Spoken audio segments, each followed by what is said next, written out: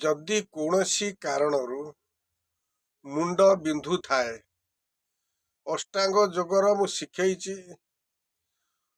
ଅଷ୍ଟାଙ୍ଗ ଯୋଗ କଲେ ମୁଣ୍ଡ ଯୋଗ ନିଶ୍ଚିତ ଅଛି, ତା ଭିତରେ ସବୁ ଯୋଗ ଗୁଡ଼ାକ ଆପଣ ପାଇବେ। ବର୍ଷା ଦିନର କୌଣସି ସମୟରେ ମୁଣ୍ଡ ଭେଦିଗଲେ କିମ୍ବା ଭେଦିକା କୁଆଡ଼େ ଚାଲିଗଲେ ମୁଣ୍ଡ ଯନ୍ତ୍ରଣା ହୁଏ। ତେଣୁ ଆପଣ ଯଦି ଅଷ୍ଟାଙ୍ଗ ଯୋଗ କରୁଛନ୍ତି ମୁଣ୍ଡର ସେମିତି କିଛି ଅସୁବିଧା ହେବ ନାହିଁ। ତେଣୁ ତଥାପି ଆପଣ ମୁଣ୍ଡ ଯୋଗଟାକୁ ରୀତିମତ ଦିନର 2 ଥର ଖଣ୍ଡ କରନ୍ତୁ। ମୁଣ୍ଡର କୌଣସି ସମସ୍ୟା ଆସିବନି, ଏମିତିକି ବ୍ରେନ୍ ମ୍ୟାଲେରିଆ ପର୍ଯ୍ୟନ୍ତ ଆପଣଙ୍କୁ ହବାର ନାହିଁ।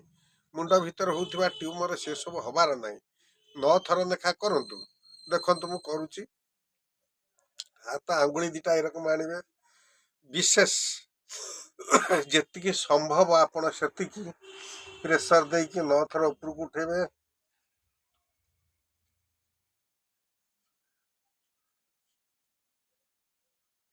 ତାପରେ ହାତକୁ ଏଇରକମ ଦେଖନ୍ତୁ, ଏ କରିକି ଏ ଆଖି ପତା ଉପରେ 9 ଥର କରିବେ।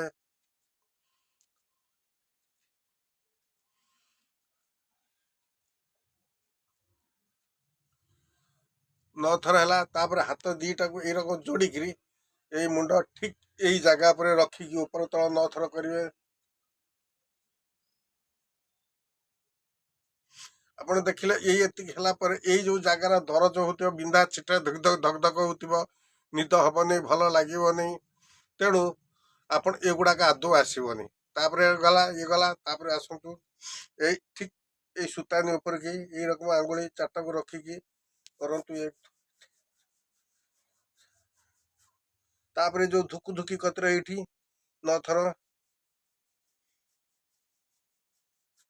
ତାପରେ ହାତ 2ଟା ବି ଠିକ ଏଇ ଜାଗାରେ।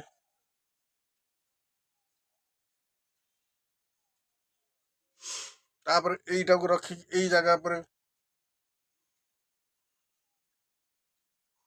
ଏତିକି ଯଦି ଆପଣ ରୀତିମତ ଦିନର ଯୋଉମାନଙ୍କର ମୁଣ୍ଡ ବିନ୍ଧୁଛି, ମୁଣ୍ଡ ଡେଉଁଛି, ମୁଣ୍ଡର ପାଣି ଜମୁଛି ବା ମୁଣ୍ଡର କୌଣସି ପ୍ରକାର ପ୍ରୋବ୍ଲେମ ଥାଏ, ସେ ଆସ୍ତେ ଆସ୍ତେ ସମ୍ପୂର୍ଣ୍ଣ ଦୂର ହେଇଯିବ। ଆଉ ଏଇଟା ରୀତିମତ କଲେ ଆପଣଙ୍କ ପାଖକୁ ସିଏ ରୋଗ ଆଦୌ ଆସିବ ନାହିଁ।